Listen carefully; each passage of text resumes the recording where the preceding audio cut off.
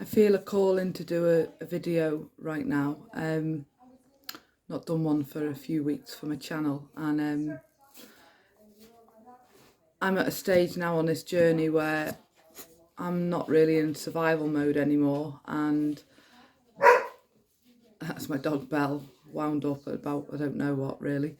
I'm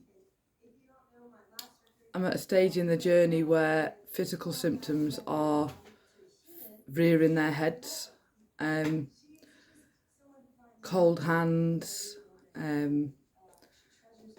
shakes, like stones in my feet it feels like, tension in my shoulders,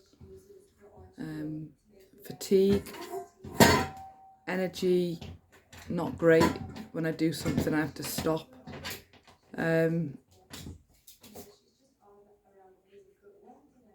Quietly focused but physically depleted. Sensations on my skin that are very sore to touch, aches and pains around my back and around, I suppose, my belly, ovary area.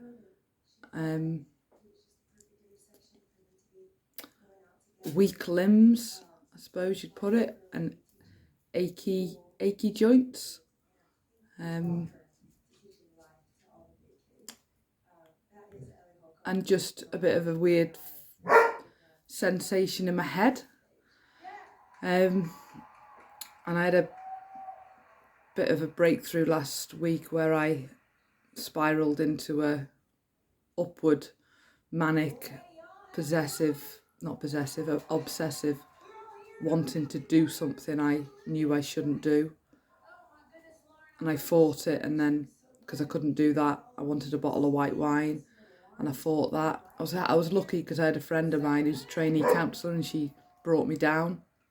She said I was in crisis, which I suppose looking back it was. It was just pure, elevated, obsessional thoughts.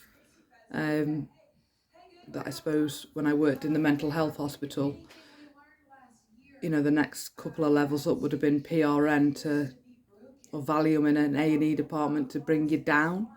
But 2.5 hours of talking, and I did come down, and I've come down that much that I'd sort of gone into crash mode. And I suppose I'm sharing this.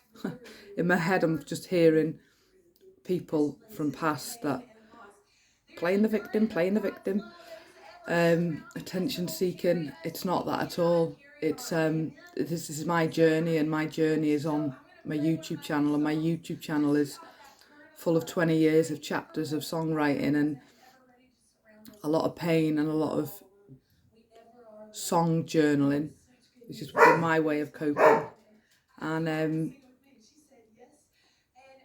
this is an update because I think it's important for anyone who might follow it to feel like they're not on their own, that these things are real. And when your mental health's like mine has been for many years, and then your addictions and anxiety, and then you start figuring it out and go into counselling and group check-ins and doing more work on yourself, your body becomes more open and you start feeling things more. And I suppose what I've realised recently is that I was masking or self-medicating with wine for quite some time, because I do remember quite a few nights where I just sat there and thought, I haven't got the energy to do anything, but I have got the energy to have a bottle of wine. And it just becomes a habit, doesn't it, an addiction. And I'm 4 months in now of no drink, no drugs, and a unhealthy type of relationship. It wasn't a relationship as in together, but it was certainly a type of relationship. And when you get rid of all that stuff and you're 4 months down the line and you stay on it and you're putting all this effort in, you sort of expect to start feeling better.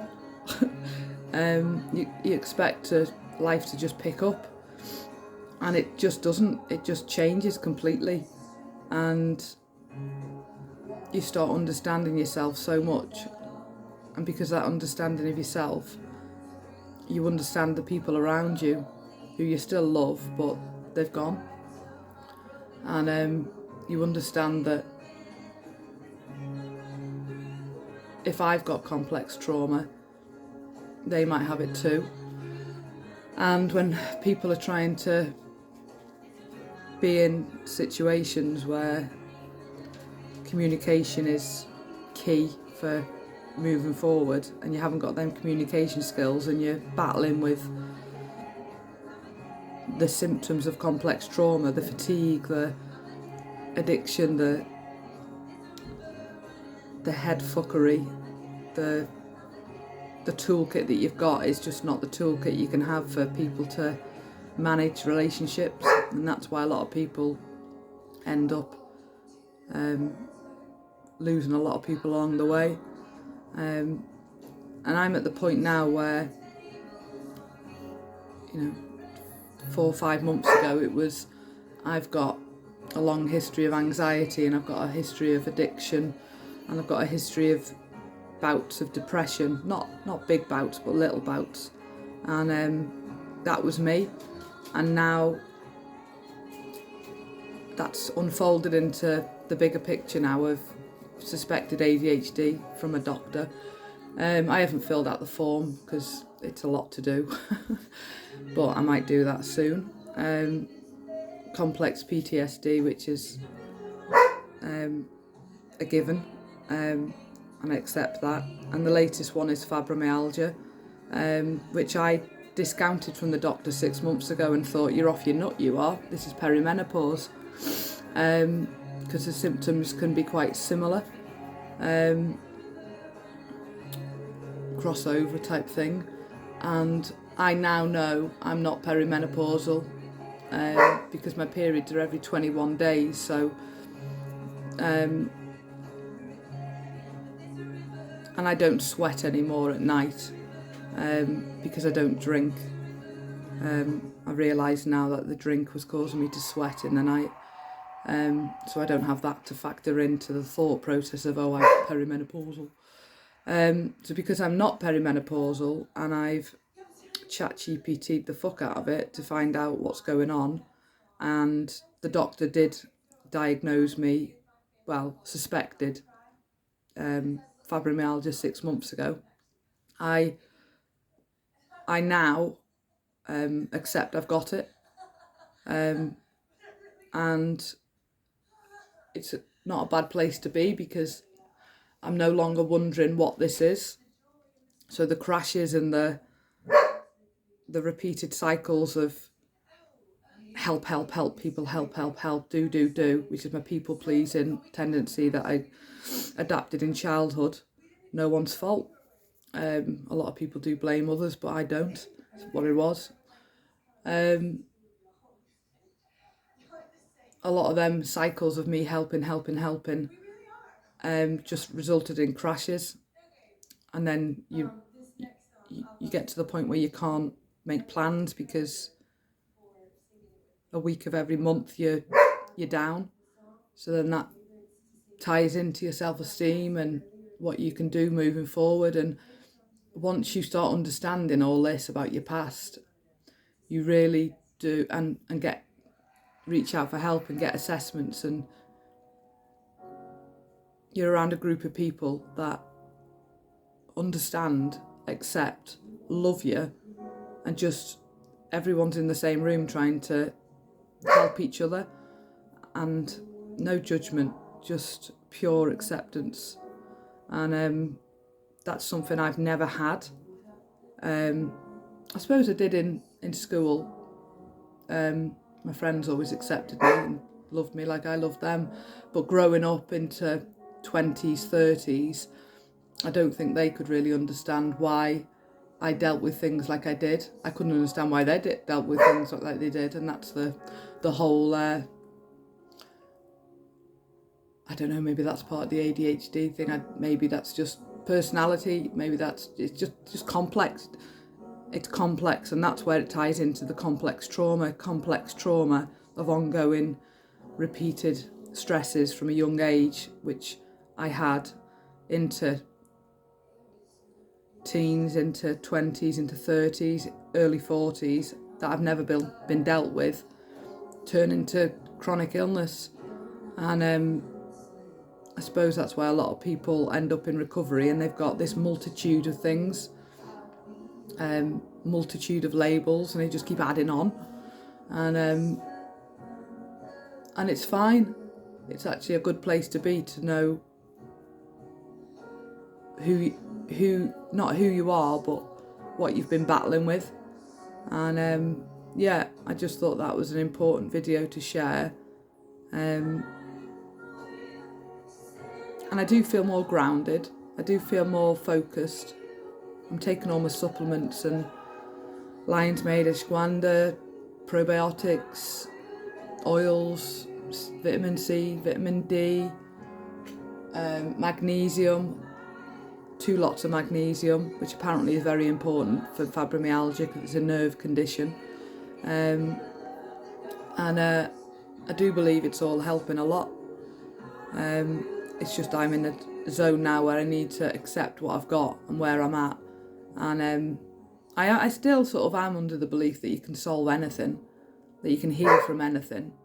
And I suppose that's where maybe this new bit of faith I've got's coming in, and being around people who go to church and they tell you stories of people who've been healed from kidney failure and heart stuff and cancer, and it does happen. And I don't know what I believe in fully. I just know that there's something bigger than me at times. Hello, Belle.